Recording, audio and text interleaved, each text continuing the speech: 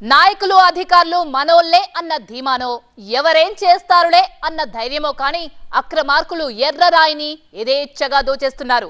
ఎలాంటి అనుమతులు లేకుండా సహజ సంపదను దోచుకెళ్తున్నారు.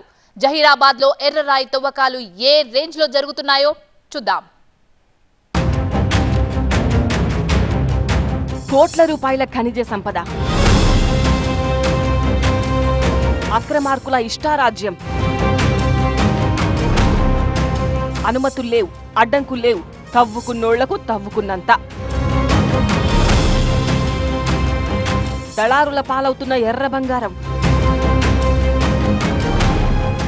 జహీరాబాద్ నియోజకవర్గ వ్యాప్తంగా ఎర్రరౌతు అక్రమ రవాణా 3 పువ్వులు 6 కాయలుగా కొనసాగుతుంది. ఇంత జరుగుతున్నా ఇటువైపు ఏ ఒక్క అధికారి కూడా కన్నెత్తి చూడకపోవడంతో అక్రమార్కుల ఆగడాలు రోజురోజుకు మితిమీరిపోతున్నాయి. జహీరాబాద్లో జరుగుతున్న ఎర్రరౌతు అక్రమ రవాణాపై TV9 స్పెషల్ స్టోరీ. ఎర్రరాయి నిక్షేపాలకు ప్రసిద్ధి జహీరాబాద్. ఎలాంటి అనుమతులు లేకుండా కోట్ల విలువైన ఖనిజ సంపదను తవ్వుకుని తరలిస్తున్నారు కొందరు అక్రమార్కులు. ఎర్రరాయిని తవ్వి కర్ణాటక, మహారాష్ట్రకు తరలించి సొమ్ము చేసుకుంటున్నారు. అక్రమంగా సాగుతున్న ఈ దందాతో ప్రభుత్వ ఆదాయానికి భారీగా గండిపడుతోంది.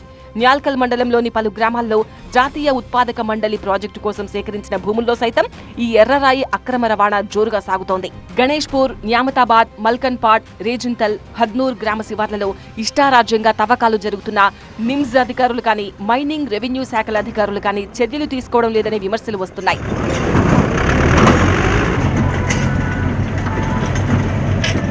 వ్యవసాయానికి అనుకూలంగా లేక రైతులు బీడుగా వదిలేసిన భూముల్లో సైతం అక్రమ తవ్వకాలు జోరుగా సాగుతున్నాయి. భూముల రైతులకు నామమాత్రంగా డబ్బులు చెల్లించి జేసీబీలు, ప్రత్యేక మిషన్లతో ఎర్రరాయిని తవ్వుతున్నారు. లారీలు, ట్రాక్టర్లలో ఇతర ప్రాంతాలకు తరలించి సొమ్ము చేసుకుంటున్నారు. నిర్మాణ రంగంలో ఎర్రరాయికి మంచి గిరాకీ ఉండడంతో అక్రమార్కులు జేబులు నింపుకుంటున్నారు.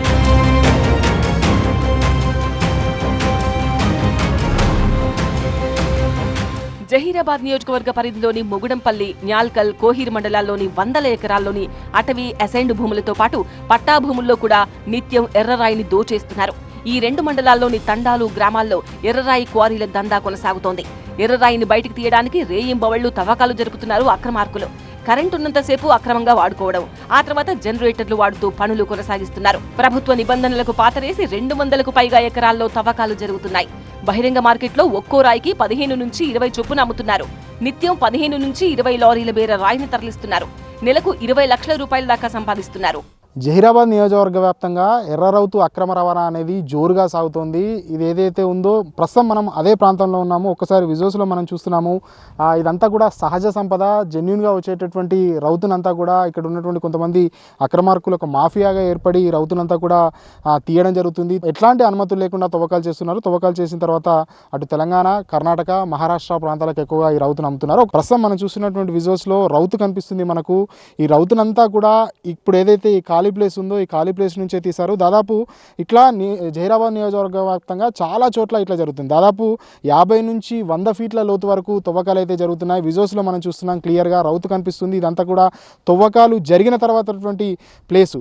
ఇక్కడ ఒక మిషన్ గమనిస్తున్నాం. ఈ మిషన్ ద్వారానే వీరంతా కూడా ఎర్ర రౌతును కట్ చేస్తున్న ఆనవాళ్ళు అయితే మనకు కనిపిస్తున్నాయి. మనం ఎప్పుడైతే ఇక్కడికి ఎంట్రీ అయ్యామో, ఎంట్రీ కాగానే ఇక్కడ ఉన్నటువంటి వర్కర్లు కావచ్చు, ఓనర్లు కావచ్చు, వారంతా కూడా పారిపోయిన పరిస్థితి అయితే కనిపిస్తుంది. ప్రస్తుతం మనకు ఒక మిషన్ కనిపిస్తుంది. ఈ మిషన్ ద్వారానే వీరంతా కూడా ఈ ఎర్రరౌతును అనేది కట్ చేస్తున్న పరిస్థితి అయితే కనిపిస్తుంది. ఇదైతే ఉందో ఈ బ్లేడ్ ద్వారా నేరుగా ఈ విధంగా లైన్ పెట్టుకుంటూ కట్ చేయడం జరుగుతుంది. కట్ చేసిన తర్వాత ఈ రౌతు 2 సపరేట్ అవుతుంది.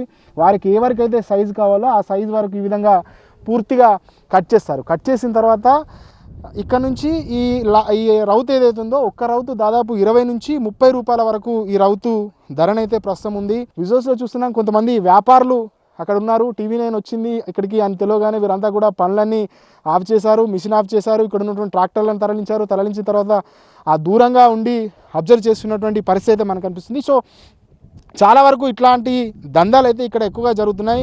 ఒక్కో రౌతు 20 నుంచి 30 రూపాయల వరకు సేల్ చేస్తున్న పరిస్థితి అయితే కనిపిస్తుంది. మరోవైపు పట్టా భూములు ఎక్కడైతే వాటర్ సదుపాయం ఎక్కువ ఉండదో అట్లాంటి పట్టా భూముల్లో కూడా ఇట్లాంటి వ్యాపారం చేస్తున్నారో అక్కడ ఉన్నటువంటి రైతులకు కొంత అమౌంట్ని అయితే ఇచ్చి ఈ విధంగా లక్షల రూపాయల వ్యాపారం అయితే ఇక్కడ జరుగుతుంది. ఇకనైనా అధికారులు స్పందించాలి, ఇట్లాంటి అక్రమ వ్యాపారాన్ని ఆపాలంటూ కూడా నియోజకవర్గ వ్యాప్తంగా చాలామంది డిమాండ్ చేస్తున్న పరిస్థితి. కెమెరా పర్సన్ మురార్తో శివతేజ, టీవీ9 జహీరాబాద్ నుండి.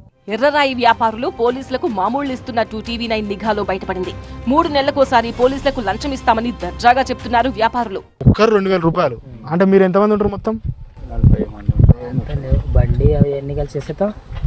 30 గాడి 40 అంటే 30 మంది మనిషి 2000 వేసుకున్నా ఎంతైతే? అదే 60,000 అయితే 60,000 80,000 అయితే అన్న. అంటే నెలకి ఇస్తారా ఇక పోలీసు వాళ్ళకి వచ్చినప్పుడు? నెలది ఉండదు, ఒకేసారి ఇచ్చేస్తే 3 నెలల వాళ్ళు డిస్టర్బ్ మళ్ళా ఊళ్ళో తర్వాత ఇదే పరగా అదే ఉంటుంది కదా. చూసారుగా నవ్వుతూ అధికారులకు లంచాలపై ఎలా సమాధానం ఇస్తున్నాడో. ఎర్రరాయి వ్యాపారం 3 పువ్వులు 6 కాయలుగా సాగుతోంది అనడానికి ఇంతకన్నా నిదర్శనం ఏం కావాలి? సాధారణంగా ప్రభుత్వ పట్టాభూముల్లో ఎర్రరాయి తవ్వకాలు జరపాలంటే తహసీల్దార్ కార్యాలయం, మైనింగ్ శాఖ నుంచి ఎన్ఓసీ ఉండాలి. కానీ ఈ నిబంధనలు ఎక్కడా అమలు కావడం లేదు. ప్రశ్నిస్తే దాడులకు తెగబడే పరిస్థితులు ఉండడంతో అధికారులు కూడా పట్టించుకోవడం లేదు. మన జహీరాబాద్ నియోజకవర్గంలోని న్యాల్కల్ మండలంలో గణేష్పూర్ మరి న్యామతాబాద్ డప్పూర్ ఆ ప్రాంతంలో ఈ ఎర్రరాయి ఖనిజ సంపద ఏదైతే ఉందో ఇది కర్ణాటక, మహారాష్ట్ర ప్రాంతానికి ప్రతిరోజు కొన్ని లక్షల కోట్లలో ఎగుమతి జరుగుతుంది. అయినప్పటికీ కూడా ఇక్కడ ఉన్నటువంటి సంబంధిత అధికారులు ఇంకా మొద్దు నిద్రలో ఉన్నారు. వెంటనే అధికారులు స్పందించి వీళ్ళపైన తగు చర్యలు తీసుకొని ప్రభుత్వ ఖజానాకు ఆదాయం వచ్చే విధంగా చేయాలని చెప్పేసి నేను రైతులు మరియు జహీరాబాద్ ప్రాంత ప్రజల పక్షాన నేను అధికారులకు విజ్ఞప్తి చేస్తున్నాను. కాసుల పంట పండిస్తూ కోట్లలో ప్రభుత్వ ఆదాయానికి గండి కొడుతున్న సంబంధిత అధికారులు మాత్రం నిమ్మకు నీరెత్తినట్టు వ్యవహరిస్తున్నారు. ఎర్రరాయిని దోచేస్తున్న దళారులు, వ్యాపారులపై ఇప్పటికైనా చర్యలు తీసుకోవాలని కోరుతున్నారు జహీరాబాద్ ప్రజలు.